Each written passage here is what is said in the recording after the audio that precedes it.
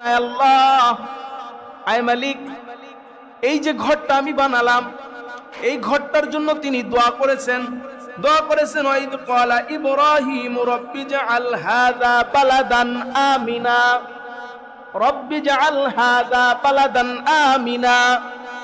Kaladan মানে শহরকে, এই ঘরটাকে এবং এর আশপাশের যত শহর আছে, আয় আল্লাহ তুমি এই ঘরটাকে সহ এই শহরগুলোকে তুমি কবুল আর মঞ্জুর করে নাও।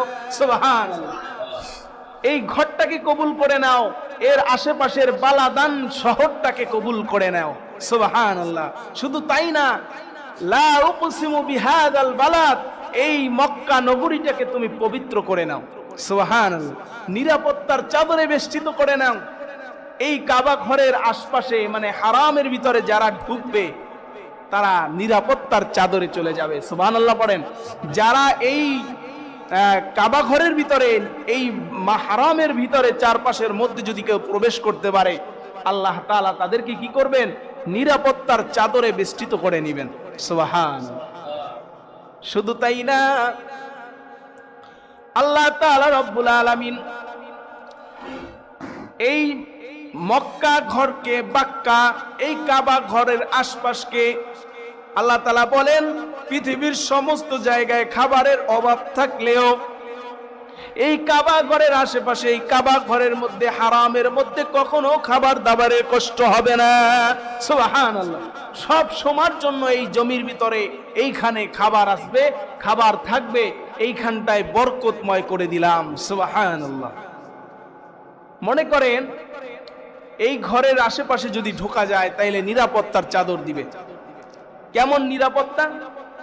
আমাদের বাংলাদেশে র‍্যাব আছে, আর্মি আছে, সেনাবাহিনী আছে, পুলিশ আছে, আরো অনেক আইন শৃঙ্খলা বাহিনী কাজ করে। তারপরেও নিরাপত্তা কি দিতে পারতেছে? সমস্ত রকমের নিরাপত্তা কি দিতে পারতেছে? গুম, খুন, হত্যা, মামলা, এরপরে জেনা, বেবিচার, অশ্লীলতা, বেহায়াপনা চলছে কিনা? চলছে।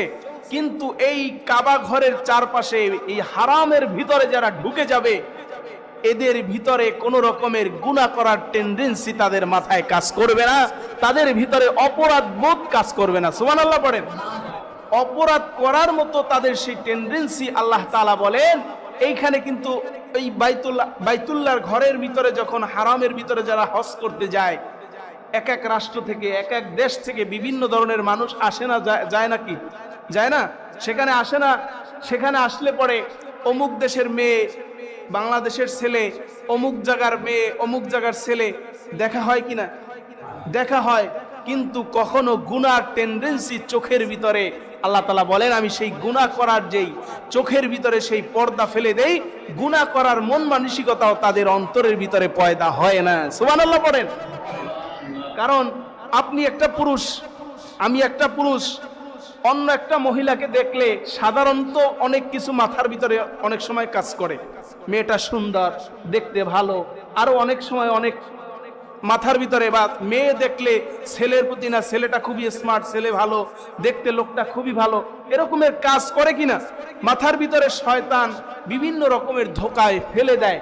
কিন্তু ওই বাইতুল হারামের ভিতরে আমি সেই মক্কার গুরুত্ব বুঝাতে চাচ্ছি, ওই ঘরের আশেপাশে যদি কেউ প্রবেশ করতে পারে, আল্লাহ তাআলা বলে আমি তাদেরকে নিরাপত্তার চাদরে বেষ্টিত করে নেই।